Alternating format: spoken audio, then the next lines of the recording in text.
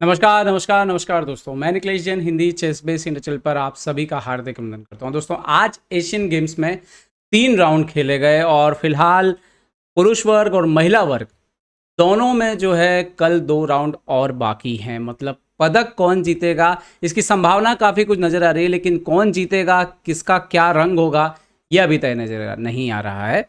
भारत की अगर बात करें तो भारत की जो सबसे ज़्यादा संभावना नजर आ रही है वो पुरुष वर्ग में नजर आ रही है, और उसका एक रीज़न है आज भारत के विदित गुजराती का शानदार प्रदर्शन। फिलहाल जो स्थिति है वो मैं आपको बता दूं कि कल जब 8वां राउंड खेला जाएगा, विदित ने आज बेहद शानदार शुरुआत करी। सबसे पहले उन्होंने परहम मकसूदलू को हराया, उसके बाद उन्होंने नोदिर बेग को हराया जो कि सबसे बड़ी उम्मीद माने जा रहे थे पदक की, और उसके बाद विदित ने लीड ले ली। लेकिन अंतिम राउंड में अप्रत्याशित था, थोड़ा सा ऐसा लग रहा था कि जीत के काफ़ी करीब थे विदित, वे ई से हारे। अभी स्थिति क्या है, वे ई 5.5 अंकों के साथ खेलेंगे कल ले ट्रान मिन से। विदित का सामना होगा सुमिया बिलगुमन जो कि मंगोलिया के हैं, जिन्होंने अर्जुन को हराया आज। तो देखते हैं, अगर कल विदित ये मैच जीत जाते हैं तो बहुत करीब पहुंच जाएंगे वो कम से कम एक पदक के। एक और इंटरेस्टिंग मुकाबला कल है नोदिर बेग अब्दुल सत्तारो का अर्जुन इरकासी से। अगर अर्जुन कल ये मैच जीत जाते हैं तो जो भी कुछ गड़बड़ हुआ सब कुछ माफ़ हो जाएगा और अर्जुन भी पदक की रेस में शामिल हो जाएंगे। तो ये है स्थिति, देखते हैं कल क्या होगा। और अगर आप लाइव देखना चाहें तो आप जुड़ें। हिंदी चेस बेस इंडिया में तो नहीं है लाइव, लेकिन चेस बेस इंडिया के मेन चैनल पे हम लाइव कर रहे हैं, तो वहाँ पर आप मुझसे जो है वो जुड़ सकते हैं। खैर, अब यहाँ पर हम बात करते हैं कि क्या है था वो मैच।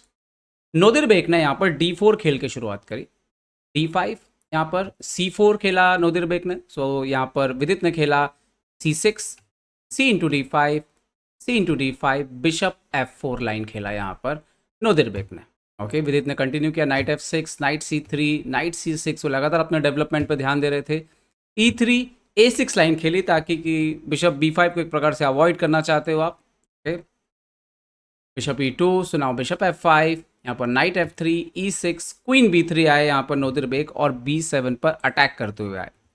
यहाँ पर विदित ने गुड मूव खेला नाइट H5, क्योंकि यहाँ पर एक्चुअली ऐसा नहीं है कि ये खेला नहीं जा सकता queen into B7, but queen into B7 पे मूव आएगा नाइट A5। आपको अगर आप एक्सचेंज करने के लिए रखते हैं, क्योंकि वापस जाने का रास्ता जो है वो बंद है, तो यहाँ पर ब्लैक खेलेगा नाइट F4, अभी क्वीन इंटू F4 और रुक B8 के बाद एक्चुअली में ब्लैक जो है वो फाइन है, क्योंकि वाइट का जो क्वीन है वो थोड़ा सा भटक गया है रास्ते से, और भले पॉन यहाँ पर वाइट को मिला है लेकिन कंपनसेशन यहाँ पर ब्लैक के पास रहता। खैर, उन्होंने यहाँ पर नाइट H5 का जवाब बिशप E5 खेल के दिया। विदित ने यहाँ पर खेला रुक A7, जो थोड़ा अजीब मूव थी देखने में। डाटाबेस में आपको ज़्यादा गेम मिलेगा नहीं, एक ही गेम था यहाँ पर। ओके, यहाँ पर अब्दुल सत्तारोव ने H3 खेला, और अब विदित यहाँ पर नाइट F6 वापस आ जाते हैं। अब्दुल सत्तारोव जवाब देते हैं नाइट H4 खेल के, और विदित खेलते हैं बिशप G6। यहाँ तक सब ठीक ठाक ही लग रहा था दोनों साइड से। अब्दुल सत्तारोव ने कैसल कर लिया, और जैसे उन्होंने कैसल किया तो एक्चुअली में यहाँ पर एक मूव उन्होंने अलाउ किया। मतलब ये थोड़ा अजीब था, क्योंकि उन्होंने H3 किया था, तो ऐसा लगता है कि H3 ये बिशप को बचाने के लिए किया जाता है, लंदन सिस्टम हो या इस टाइप के कोई भी सेटअप जिसमें बिशप F4 रखा होता है।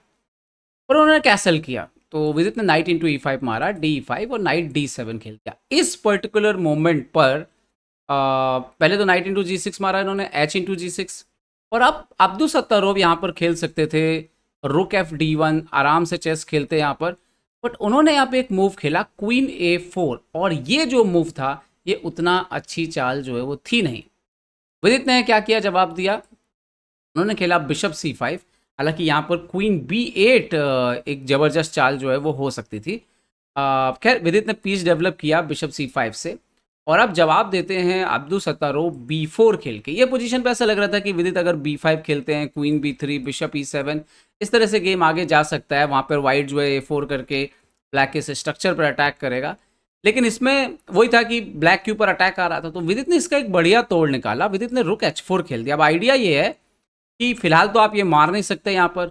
अगर आप B4 बचाने के लिए मान लीजिए A3 खेलते हैं, तो अब ब्लैक जो है वो B5 खेलेगा, क्वीन B3 और बिशप E7, और अब आप A4 नहीं खेल सकते बिकॉज ऑफ रुक B4। तो यहाँ पर ये स्थिति थी। खैर, रुक H4 विदित ने खेला, तो यहाँ पर अब्दुल सत्तारोव ने चाल खेली बिशप G4। यहाँ के बाद से ही विदित को थोड़ा एडवांटेज जो है वो नजर आ रहा था। सबसे पहले विदित गए B5, क्वीन जाते हैं D1, और अब विदित खेलते हैं बिशप इंटू B4 और यहाँ पर अब्दुल सत्तारोव के लिए जो चाल उन्होंने तैयार रखी थी वो थी नाइट इंटू D5। ये सेक्रीफाइस मारने के लिए वो खेल रहे थे। हालांकि ये पोजीशन ब्लैक के लिए ही बेटर थी, बट ये तो आपको एनालिसिस में ही दिखता है।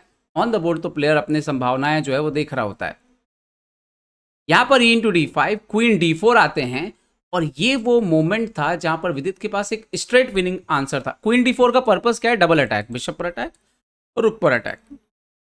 ओके, तो यहां पर विदित ने रुक C7 खेला और यहां पे भी एक ब्रिलियंट मूव था, रुक इंटू G4 दे दीजिए, क्वीन A7 और रुक C4 के बाद पीसअप पोजीशन, पीसअप नहीं बोलेंगे, मतलब सॉरी पीसअप तो नहीं बोलेंगे, एक रुक के बदले में आपके पास नाइट और बिशप है और ये पोजीशन काफी अच्छा था ब्लैक के लिए। खैर, विदित ने सेव खेला रुक C7, यहाँ पर उन्होंने खेला क्वीन इंटू B4। अब विदित खेलते हैं नाइट इंटू E5, क्वीन आता है यहाँ पर D4 पे, night into G4, pawn into G4 और इसके बाद ये क्लियर हो गया था कि ये जो किंग है अब उतना सेफ जो है वो नहीं रह गया है, जबकि विदित के दोनों जो रुक हैं वो काफ़ी एक्टिव यहाँ पर हैं।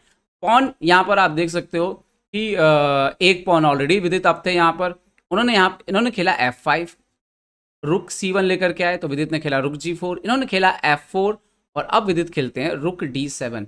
और विदित के पास यहाँ पर जो है देखिए आपकी 6 पॉन थे, सामने वाले के पास यहाँ पर 4 पॉन थे।